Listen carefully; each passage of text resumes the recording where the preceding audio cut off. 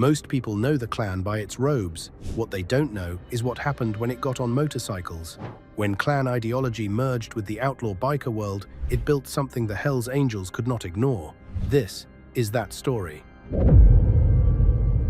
Two worlds that were never as separate as they looked. The outlaw motorcycle world and the white supremacist movement have been bleeding into each other for most of the history of both. This is not a fringe observation made by advocacy groups with an agenda. It is documented by the FBI, the DEA, the ATF, the Anti-Defamation League, and the Department of Justice, across decades of federal investigations that repeatedly turned up the same pattern.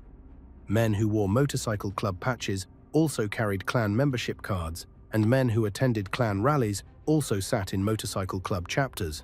The overlap was never incidental, it was structural.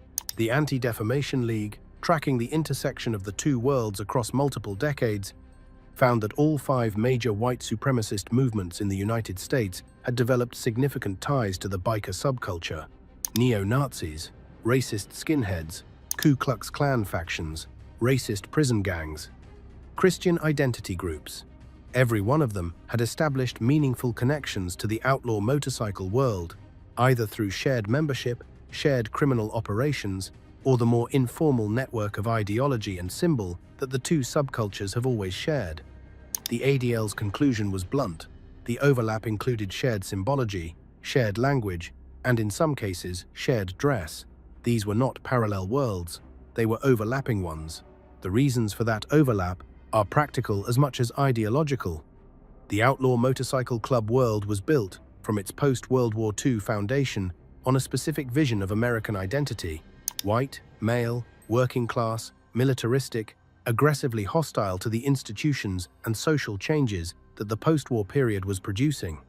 The men who founded the Hells Angels in Fontana, California, in 1948, and the men who built the Bandidos in Texas in 1966, and the men who established the outlaws and the pagans across the country were not, for the most part, ideological white nationalists in any organized sense, but the culture they built was racially homogeneous in ways that made it comfortable territory for men who were.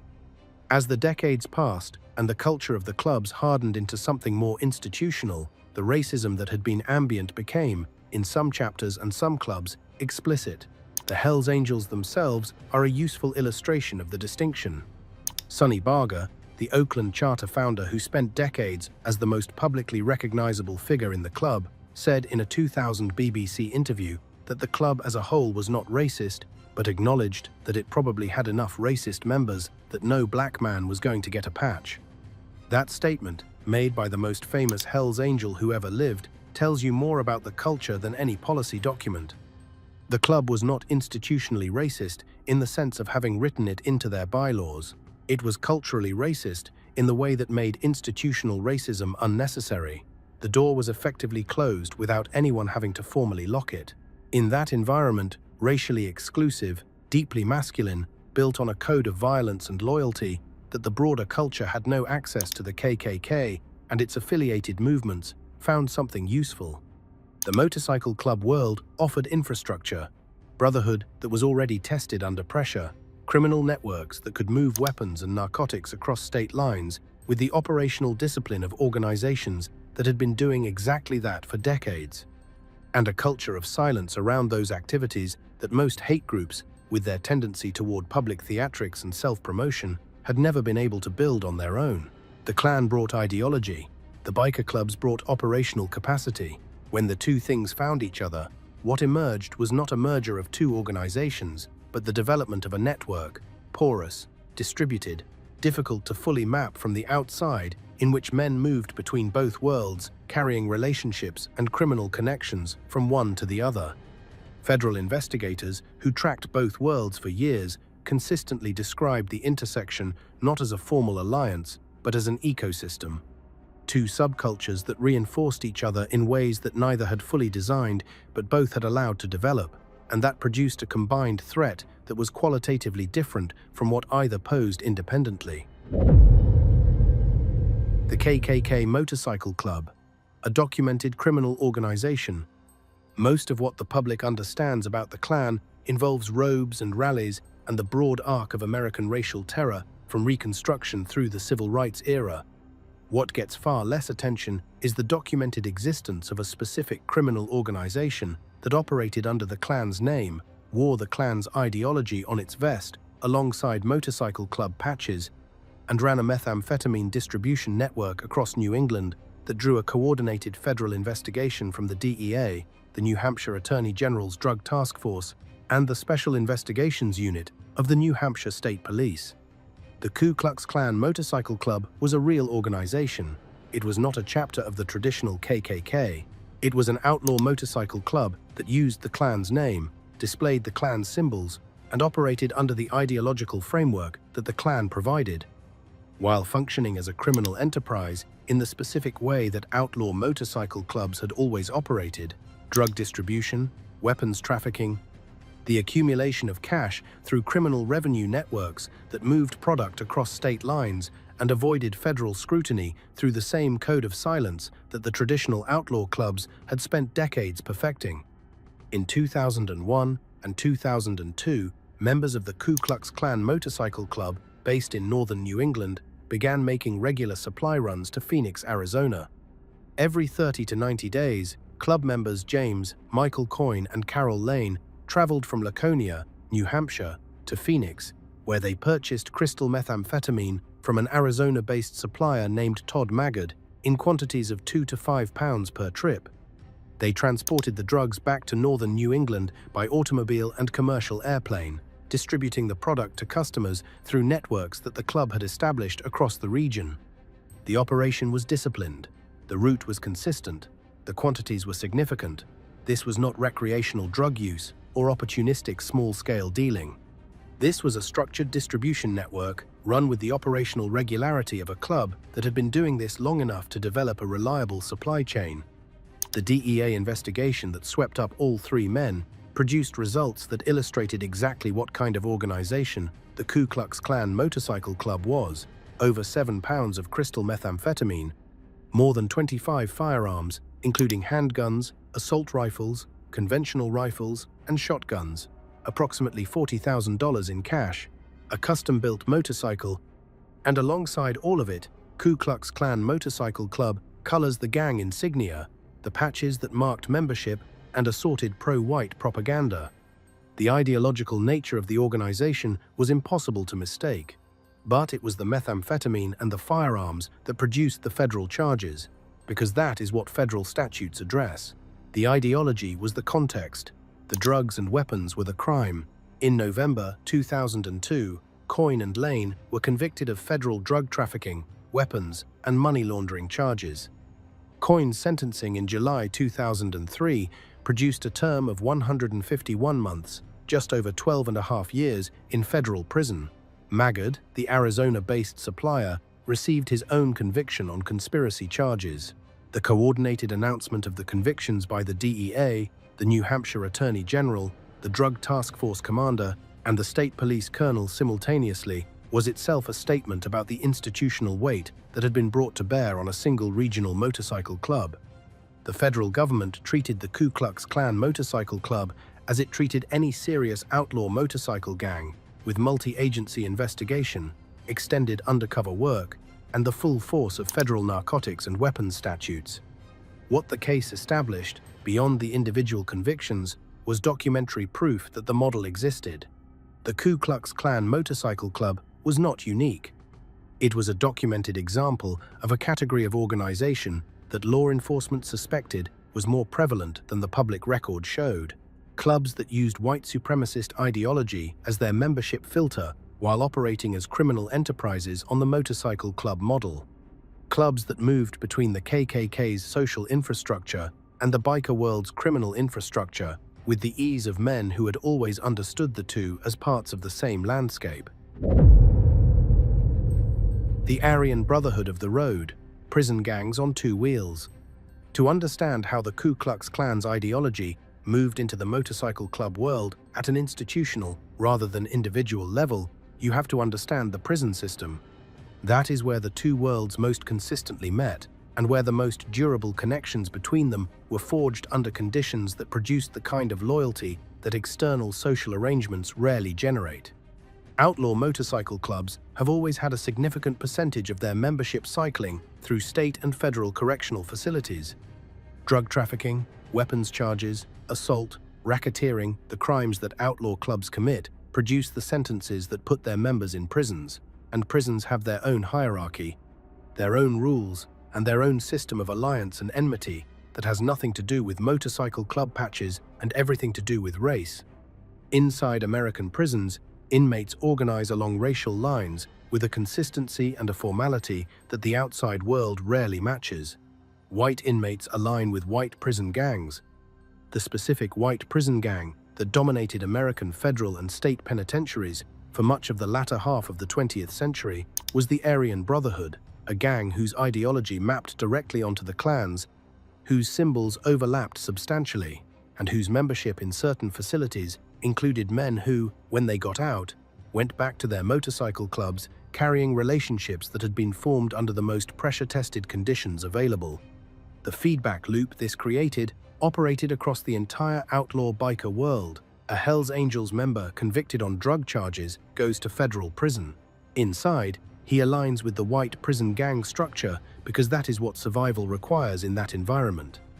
He develops relationships with men whose ideology is more explicit and more organized than the ambient racism of the biker world he came from.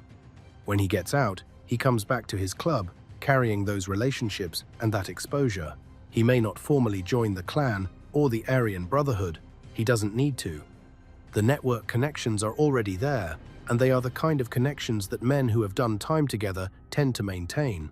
The ADL's documentation of this feedback loop identifies it as one of the primary mechanisms through which white supremacist ideology penetrated the mainstream outlaw biker world at an organizational rather than purely individual level.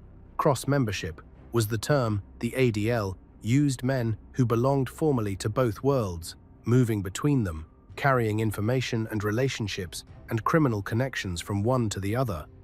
The movement was bidirectional. Outlaw bikers who went to prison brought the motorcycle club world's operational discipline into the prison gang environment. Prison gang members who got out and found their way into motorcycle clubs brought the Aryan Brotherhood's ideological coherence and its specific culture of organized racial solidarity into the biker world.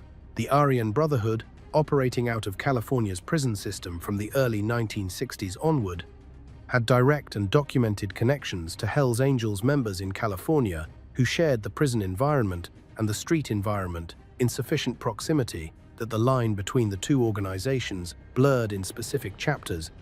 In specific regions, the connection was never organizational in any formal sense, but the overlap in membership, in criminal operations, and in the specific geography of California's criminal underworld was sufficient that law enforcement tracking both organizations consistently found them intersecting in ways that mattered operationally. What the intersection produced was a specific kind of threat that neither organization posed alone. The Aryan Brotherhood had ideology, prison reach, and a willingness to commit extreme violence that federal cases had documented going back decades. The outlaw motorcycle clubs had operational infrastructure on the outside drug distribution networks, weapons caches, cash reserves, transportation capacity, and the code of silence that made their criminal operations extraordinarily difficult to prosecute. Together, the two worlds created a criminal network that operated simultaneously in the most controlled environment in the American legal system, federal prison, and in the uncontrolled environment of roads and highways and biker bars across the country. That combination, operating simultaneously in both environments, was what made the intersection genuinely dangerous in a way that neither world was independently. What the intersection of the prison gang world and the motorcycle club world ultimately produced was a specific kind of institutional memory that operated across both environments. Men who had done time with Aryan Brotherhood members knew how that organization worked, its hierarchy, its codes, its specific culture of loyalty enforced through violence. They brought that knowledge into the motorcycle club world. Men in the motorcycle club world who went to prison carried the outlaw club's operational discipline into the prison environment. The exchange was not formal. No agreement was signed. No organizational merger was ratified. But the network of relationships that formed across the membrane between the two worlds was durable in ways that formal alliances rarely are, because it was built in the specific kind of pressure cooker federal prison where men have nothing but time and the selection of who they trust, and where the relationships that form tend to outlast the walls that formed them. The federal investigators who tracked both worlds in the 1990s and 2000s found this network most clearly at the weapons level, because weapons are trackable in ways that relationships are not. The guns moved through channels that crossed both worlds. The men who moved them had histories in both worlds. The investigation of a weapons trafficking operation that began in the motorcycle club world would frequently surface connections to white supremacist organizations, and the investigation of a white supremacist organization's weapons acquisition would frequently surface connections to motorcycle club networks. The overlap was consistent enough to suggest not coincidence, but the operation of a shared infrastructure that served both communities' needs. The Sadistic Souls, when the Klan built its own biker army.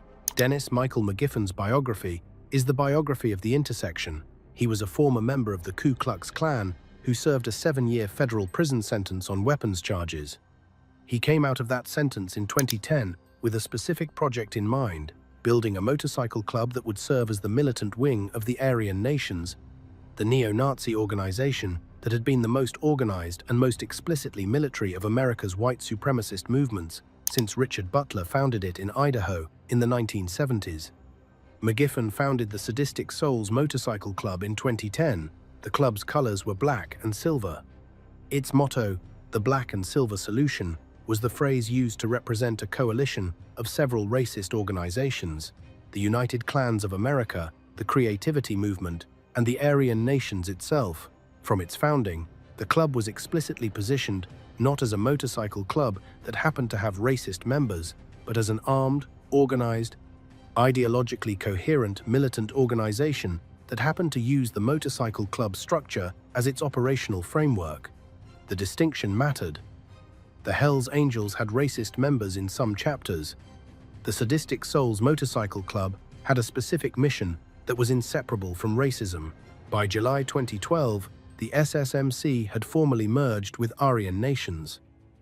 From that point forward, it operated as the Aryan Nations Sadistic Souls Motorcycle Club, a designation that made the relationship between the motorcycle club and the white supremacist organization explicit in a way that most similar organizations carefully avoided. Where the Ku Klux Klan Motorcycle Club had used the Klan's name without formal organizational affiliation, the Sadistic Souls had become, formally and explicitly, the armed biker wing of a neo-Nazi organization. The Southern Poverty Law Center began listing the SSMC as an active neo-Nazi group in its annual reports in 2014. The club used Wehrmacht insignia, the Totenkopf Death's Head, the Reichsadler Imperial Eagle, the Double Sigrun, the German national flag, alongside the motorcycle club patches that identified members' chapters and ranks. Every piece of their visual identity was doing double work, signaling biker club membership to the outlaw world and signaling ideological commitment to the white supremacist world. The two visual vocabularies were layered on top of each other in a way that made the club legible to both audiences simultaneously. What McGiffen built was the most explicit institutional expression of a model that had been developing informally for decades: the motorcycle club as the organizational vehicle for white supremacist paramilitarism. The Klan had always had a paramilitary dimension: the night rides, the organized intimidation campaigns, the bombings and assassinations that marked its most violent periods. But the Klan's structure had always been fragmented, locally autonomous, dependent on the theatrics of robes and crosses that made operational security almost impossible. Anyone could photograph a Klan rally. Nobody photographed what happened inside a motorcycle club church meeting. The motorcycle club structure offered everything the Klan had never been able to build: a tested hierarchy for managing members across geography, a dues system that funded legal defense and logistics, a code of silence that had survived decades of federal investigation, and a social identity that was threatening without being explicitly illegal. You can arrest a man for the weapons and drugs he possesses. It is harder to arrest him for the patch on his back, even when that patch represents an organization on every federal watch list in the country. McGiffen understood this, and the sadistic souls represented his attempt to build it formally. The model he was working from the biker club as the militant arm of organized white supremacism was already being replicated in various forms across the country, in clubs that were less explicit about the connection, but no less committed to it in practice. What the sadistic souls provided was the clearest institutional proof that the model was intentional rather than accidental. Someone had looked at both worlds and decided, deliberately and explicitly, to combine them. How the Hells Angels' relationship with racism worked and what it produced. The Hells Angels' relationship with white supremacy is complicated in the specific way that complicated things tend to be, not a simple story in either direction, but a history of documented ambiguity that produced documented consequences. The club was never formally a white supremacist organization. Sonny Barger's 2000 statement was honest on both counts. The club as a whole was not racist, but the ambient racism of many of its members was sufficient to function as an effective barrier to black membership. In San Francisco in 1983, when the Satan's Angels in Vancouver patched over to the Hells Angels and were discovered to have a black member, the San Francisco and Anchorage charters threatened to have the Vancouver chapter expelled from the club. The matter was reportedly resolved when the man changed his listed nationality to Hawaiian. That incident, in miniature, illustrates the whole of the Angels' relationship to race. Not a formal policy, but a cultural reality enforced through the social pressure of membership. The cultural reality produced specific operational consequences in the form of member overlap with explicitly white supremacist organizations. Maurice Mom Boucher, the Hells Angels Montreal charter boss, whose story has been told in federal courtrooms and documentary films for decades, spent 5 years before his Angels career in the SS Motorcycle Club, a club whose name was not a coincidence and whose explicit white supremacist orientation was part of its identity. Boucher's trajectory from an explicitly white supremacist club to the leadership of one of the most powerful Hells Angels charters in North America was not exceptional. It was a version of the path that many men took through the outlaw motorcycle world.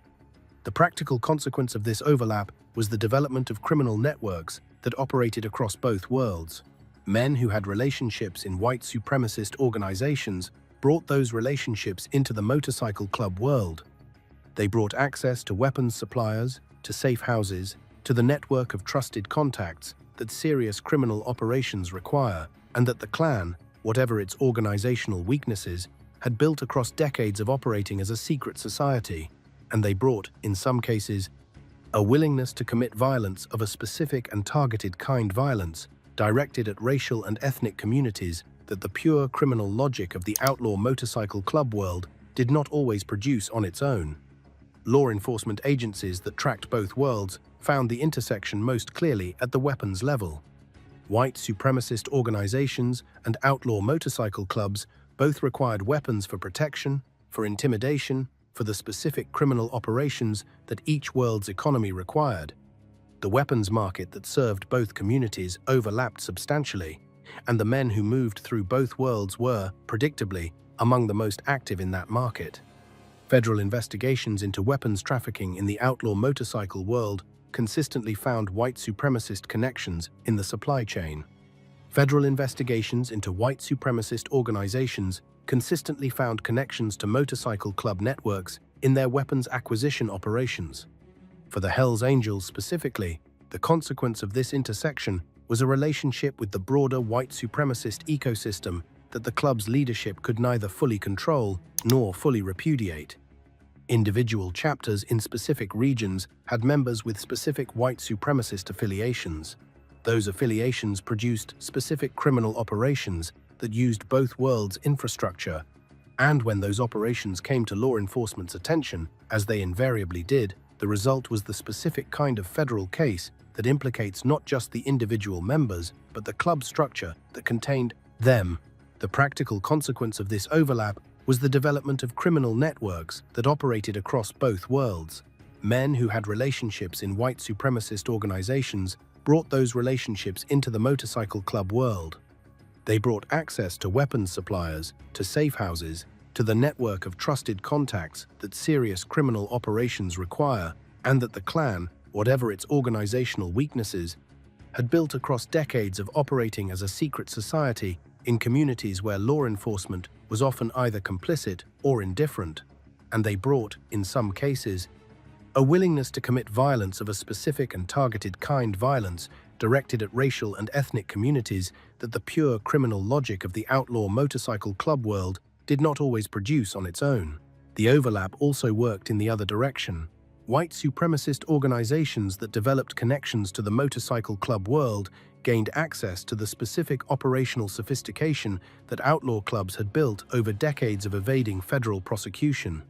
The Klan's historical organizational weakness, its tendency toward local autonomy, its vulnerability to infiltration through its own social visibility, its lack of the Jews-funded legal defense infrastructure that motorcycle clubs maintained was partially compensated by the biker world's operational discipline. A white supremacist cell connected to a motorcycle club network had access to lawyers, to communication protocols, to the specific knowledge of how to conduct criminal activities without generating the kind of evidentiary trail that federal prosecutions required. For the Hells Angels specifically, the consequence was a relationship with the broader white supremacist ecosystem that the club's leadership could neither fully control nor fully repudiate. Individual chapters in specific regions had members with specific white supremacist affiliations. Those affiliations produced specific criminal operations. And when those operations came to law enforcement's attention, as they invariably did, the result was federal cases that implicated not just the individual members, but the club structure that contained them.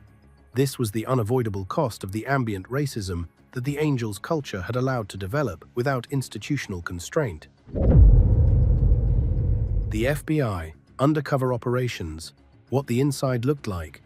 Scott Payne spent 25 years working undercover for the FBI, infiltrating organizations across the full spectrum of American criminal and extremist culture. He worked inside the Outlaws Motorcycle Club in Massachusetts, building a case that eventually sent 16 members and associates to federal prison on drug, weapons, extortion, and violent crime charges. He worked inside the Ku Klux Klan in Alabama, providing intelligence on a cell whose operations reached from planned synagogue attacks to organized weapons distribution, and he moved between both worlds in ways that gave him a direct view of how they connected. Payne's account of the intersection, documented in his work with federal law enforcement and in subsequent accounts of his undercover career, describes something more fluid than the clean organizational lines that prosecution documents suggest. The men who crossed between the biker world and the white supremacist world were not operating in two separate organizations. They were operating in a single extended network of violent, ideologically coherent men who used different organizational frameworks for different purposes. The motorcycle club provided the operational infrastructure. The Klan, or the neo-Nazi group, provided the ideological framework and the specific targeting logic that directed that infrastructure's violence toward particular communities. What Payne and other undercover agents found inside these networks was not disorganization. It was a specific kind of distributed organization, the kind that is extremely difficult to prosecute because it lacks the formal chain of command that RICO requires, but operates with sufficient coordination to conduct serious criminal activities across large geographies. The Ku Klux Klan Motorcycle Club in New England ran methamphetamine from Arizona to New Hampshire with the logistical discipline of any professional distribution network. The sadistic souls maintained the organizational structure and the record-keeping of a functioning motorcycle club, while openly identifying themselves as the militant arm of a neo-Nazi organization. Neither world was as chaotic as it appeared from the outside. The undercover operations that penetrated these networks invariably found weapons. This was the consistent finding across every federal investigation that touched the intersection of white supremacist ideology and motorcycle club structure. The 2002 DEA seizure from the Ku Klux Klan Motorcycle Club produced 25 firearms alongside 7 pounds of methamphetamine. Investigations into other white supremacist biker clubs produced similar arsenals, not random collections of personal weapons, but the kind of stockpiles that suggested preparation for organized violence on a scale that law enforcement had to take seriously as a potential rather than simply a criminal matter. The weapons were what made the FBI categorize the intersection differently from either the white supremacist movement or the outlaw motorcycle world alone. The Klan, historically, had been capable of organized violence, the bombings of the civil rights era, the assassinations of civil rights workers, the sustained campaign of terror that had defined its most active periods. But the Klan's organizational model was fragmented and local in ways that limited the scale and the coordination of that violence. The motorcycle club structure offered something the Klan had never had, a tested operational model for coordinated activity across large distances with a proven capacity for maintaining operational security under federal investigation. When those two things combined, the Klan's targeting ideology and the motorcycle club's operational capacity, the result was something that federal law enforcement treated as a qualitatively different threat than either organization posed independently. That assessment drove the investment in undercover operations like Payne's, the coordination between the DEA and the ATF and the FBI on investigations that crossed organizational lines, and the eventual use of RICO statutes against clubs that might not have met the threshold for that kind of prosecution on criminal grounds alone. Payne's career moving between both worlds was not unique, but it was unusually well documented. His work inside the Outlaws in Massachusetts produced 16 convictions. His work inside the Klan in Alabama produced actionable intelligence on planned violence. The fact that the same agent, in the same career, worked inside both organizations is itself a statement about how connected they were at the operational level. You did not need to be a different kind of person to operate in both worlds. You needed the same skills, the ability to establish trust, the capacity to commit crimes in front of the people you were investigating without providing them intelligence they could use against you, and the ability to maintain a false identity for months or years under the scrutiny of men who were, by their nature and their circumstances, deeply suspicious of strangers. The undercover operations that penetrated white supremacist biker clubs found something that distinguished them from the purely criminal outlaw clubs: a willingness to discuss planned violence against specific targets in ways that the criminal clubs almost never did. The Hells Angels discussed criminal operations, drug deals, weapons transactions, the specific logistics of moving product and money. White supremacist biker clubs discussed those things too, but they also discussed targets, synagogues, black churches, civil rights organizations, the specific men and institutions that their ideology identified as enemies. That targeting language, recorded and documented in federal case files, is what produced domestic terrorism investigations alongside the narcotics and weapons cases. And it is what elevated the threat assessment of white supremacist biker clubs above the threat assessment of even the most violent, purely criminal outlaw clubs in the federal law enforcement framework.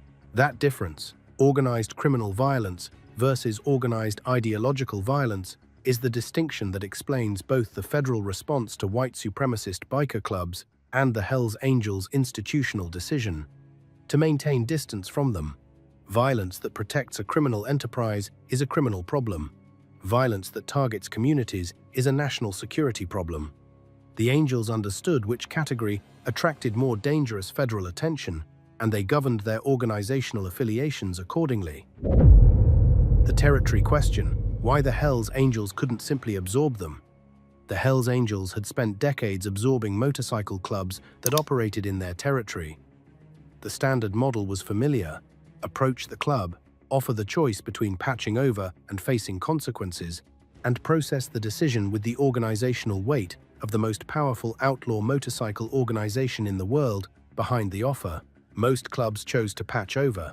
A few fought and lost slowly. The model had worked consistently across California, across much of North America, and increasingly across Europe and Australia. White supremacist motorcycle clubs did not fit this model.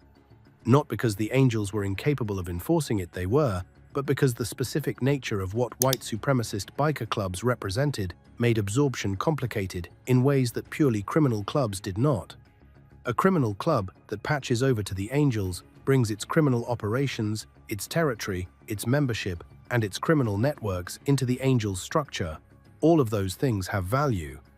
A white supremacist club that patches over brings its criminal operations and its territory, but also its ideology, its Klan connections, its explicit white supremacist branding, and the specific federal attention that those things attracted.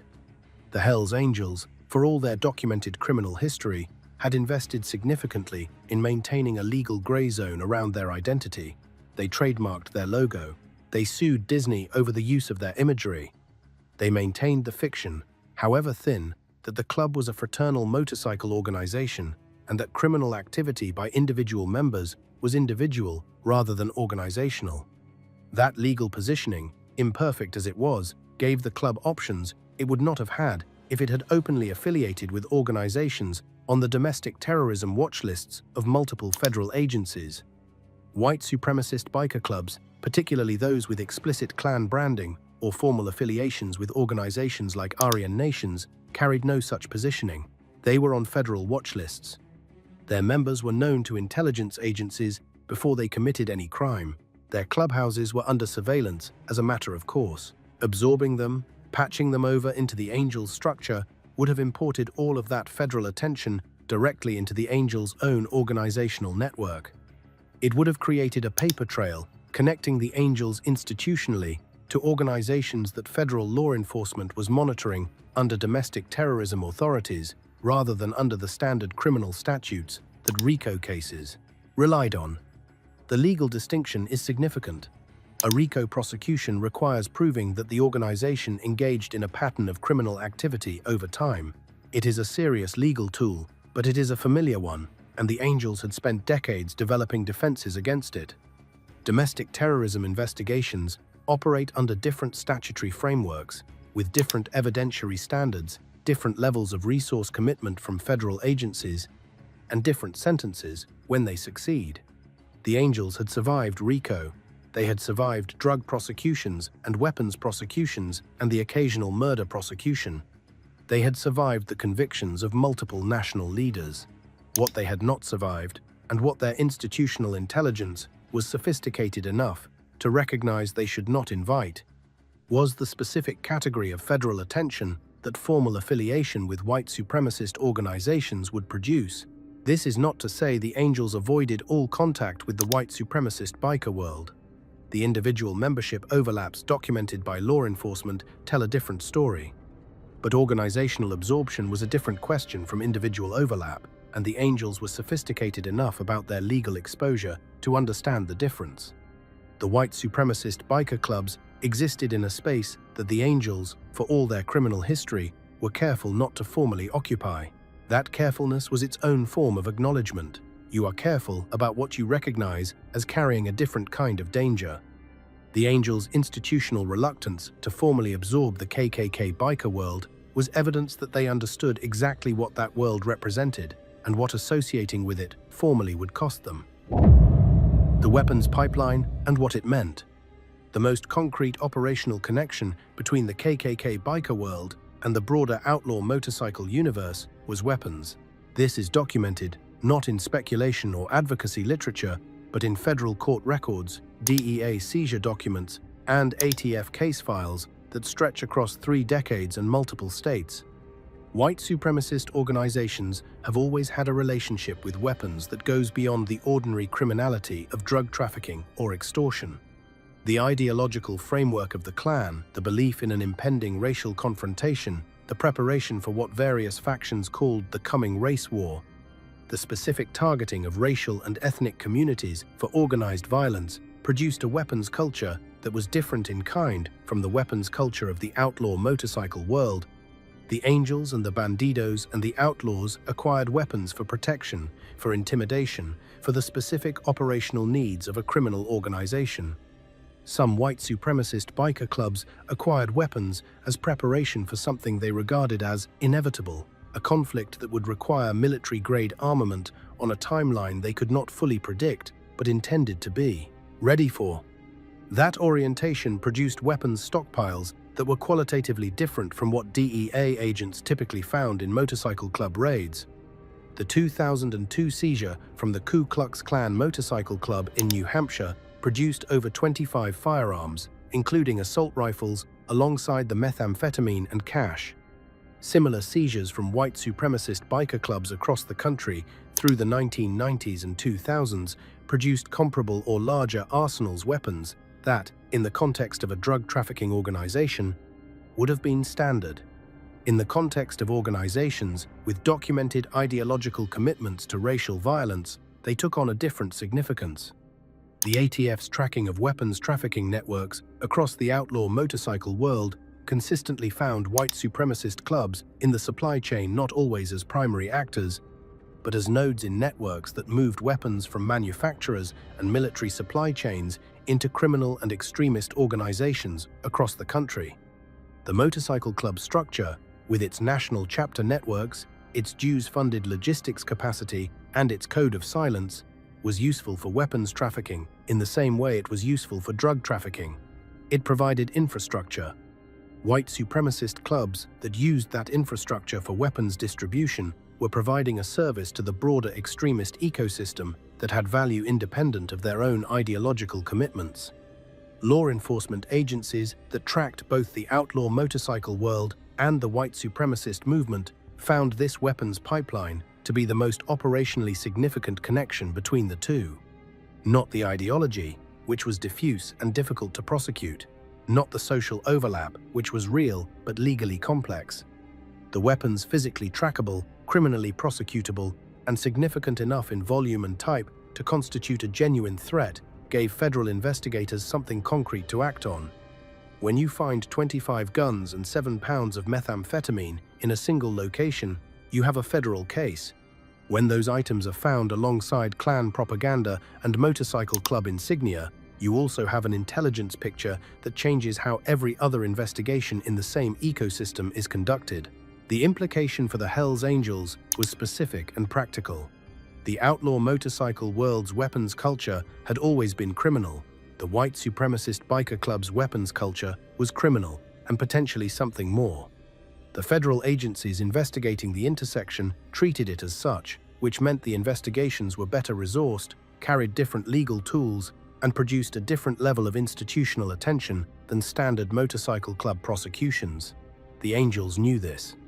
It was one more reason the organizational distance between the red and white and the KKK biker world was maintained with institutional care. The FBI infiltration of the Klan in the biker context. The FBI's history of infiltrating the Ku Klux Klan stretches from the organization's resurgence in the 1920s through the civil rights era bombings and assassinations of the 1960s and into the modern period, where undercover operations like the one Scott Payne conducted in Alabama in 2017, Operation Smoking Robes, which led to the arrest of a man who stated he was planning to shoot up a synagogue, continued to produce actionable intelligence on Klan operations that had moved into new organizational forms. What changed in the late 20th and early 21st centuries was that Klan infiltration and biker club infiltration began to overlap operationally because the organizations themselves were overlapping. An undercover agent working inside a white supremacist biker club needed to understand both worlds. The operational culture was motorcycle club culture, the hierarchy, the prospects, the patches, the church meetings, the code of silence that governed how members talked about club business. The ideological culture was Klan culture, the specific grievances, the specific targets, the specific language and symbol set that identified the organization to its members and its enemies. Payne's career moving between both worlds was not unique, but it was unusually well documented by subsequent accounts. His work inside the Outlaws in Massachusetts produced 16 convictions.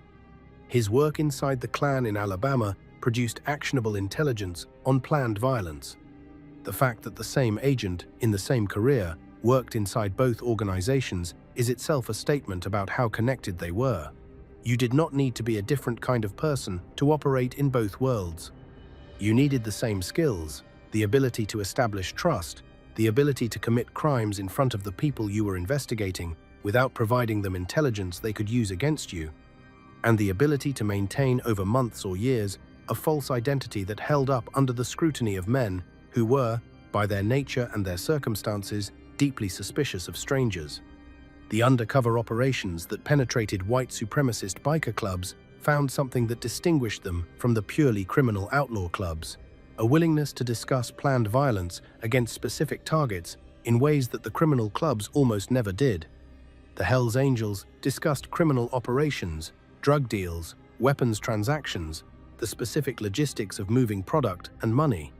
White supremacist biker clubs discussed those things too, but they also discussed targets, synagogues, black churches, civil rights organizations, the specific men and institutions that their ideology identified as enemies. That targeting language, documented in federal recordings, is what produced domestic terrorism investigations alongside the narcotics and weapons cases. That is the dimension of the KKK biker world that the purely criminal outlaw clubs, for all their documented violence, never generated. The Angels committed murders. So did the Bandidos and the Outlaws and the Pagans, but those murders were, in the main, the murders of rival club members, witnesses, or people who had crossed specific business or personal lines. They were the violence of criminal enterprises protecting their operations.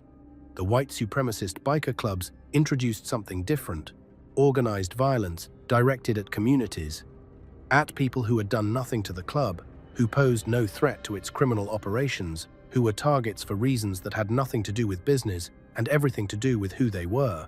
That difference is what made even the Hells Angels, in their institutional calculation, treat the KKK biker world as something to be kept at arm's length. Not because the Angels were opposed to violence, the historical record eliminates that position, but because violence directed at communities, documented and traceable to an affiliated organization, produced a specific kind of federal response that even the most organizationally sophisticated outlaw motorcycle club was not built to survive.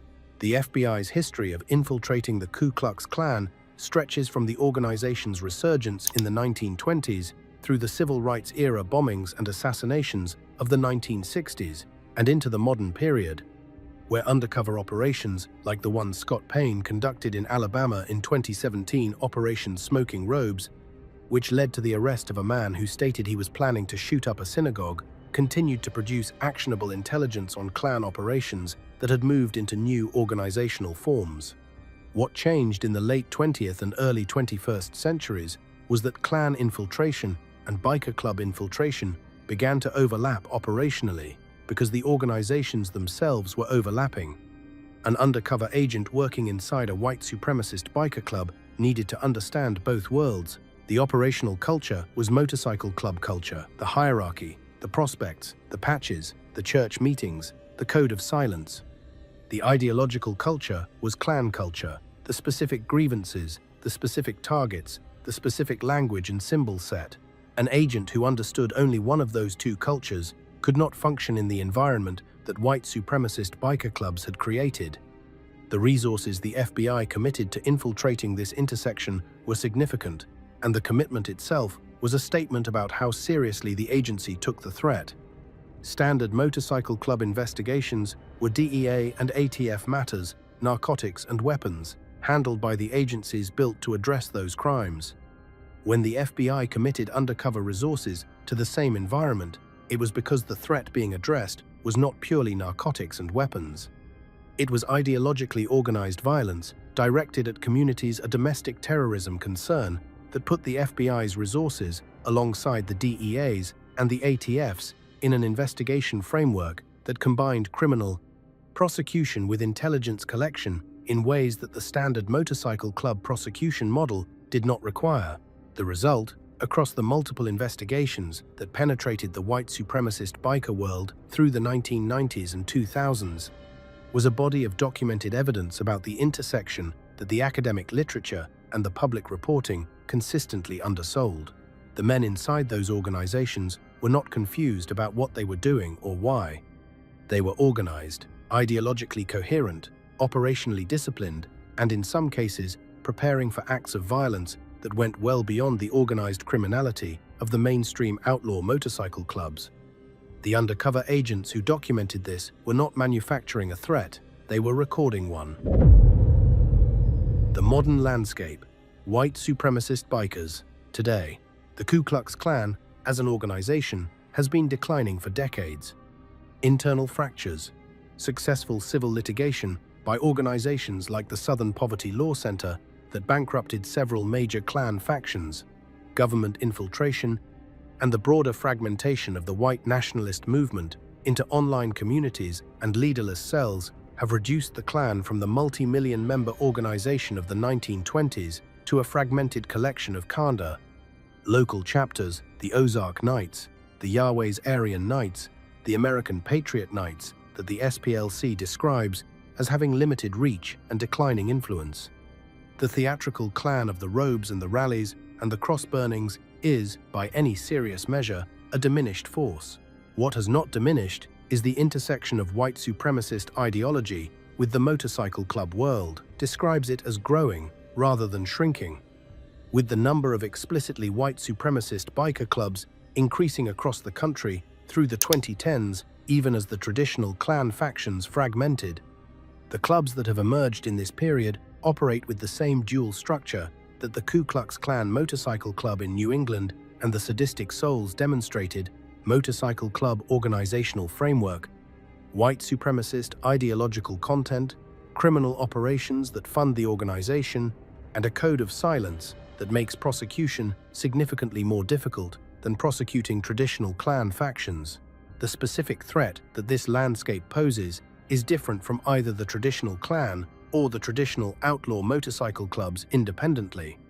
The Klan's historical threat was organized racial terror, conducted by geographically dispersed local cells with limited operational coordination and very limited criminal infrastructure. The outlaw motorcycle club's threat was organized criminal activity, drug trafficking, weapons distribution, extortion with sophisticated operational capacity, but without a targeting ideology that directed violence toward communities rather than rivals. The white supremacist biker clubs that have developed at the intersection of both worlds combine both threats. They have the operational discipline and the criminal infrastructure of the motorcycle club world. They have the targeting ideology of the white supremacist movement. And they have, increasingly, the weapons stockpiles that a targeting ideology combined with criminal acquisition capacity tends to produce.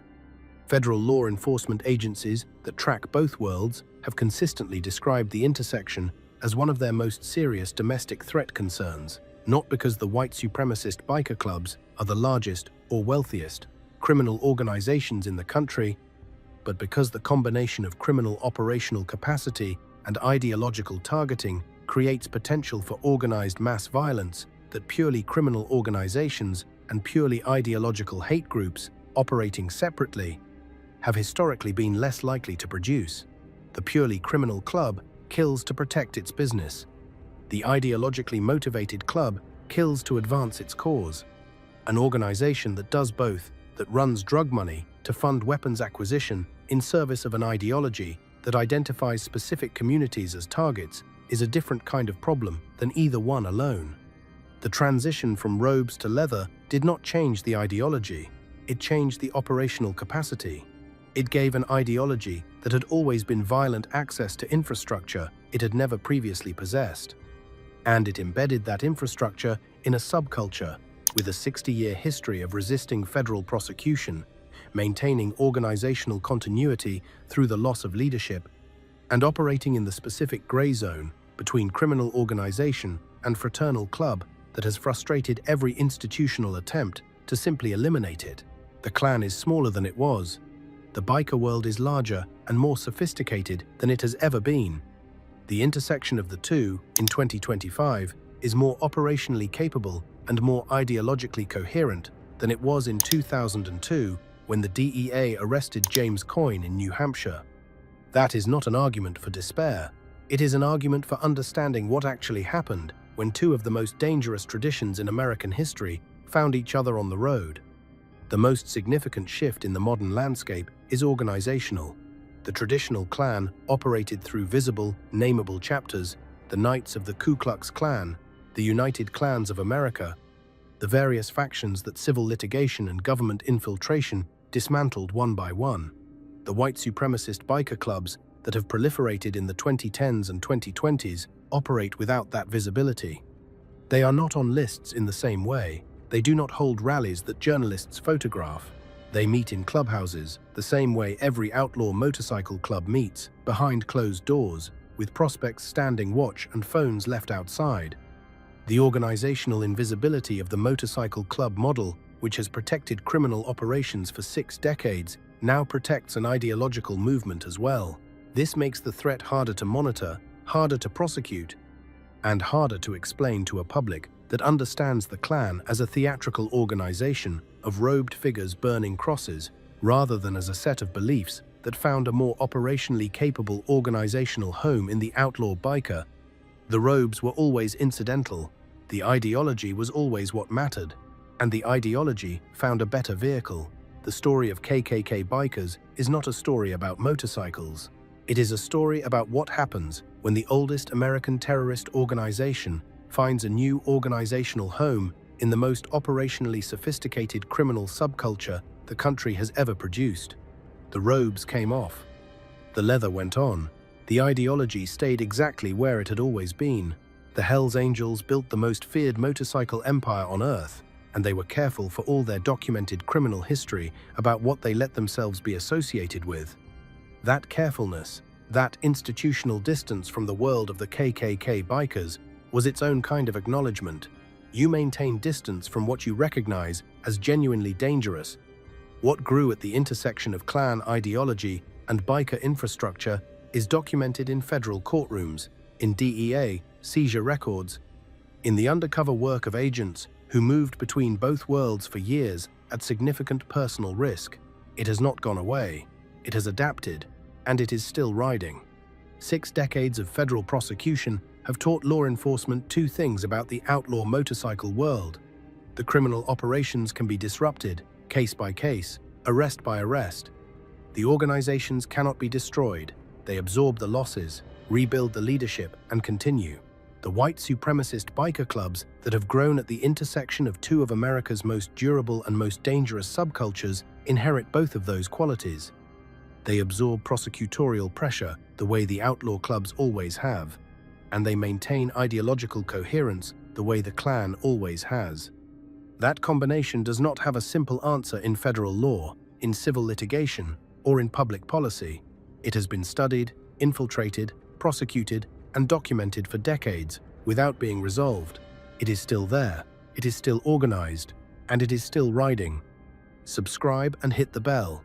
There are more investigations like this one coming, and they don't get lighter from here.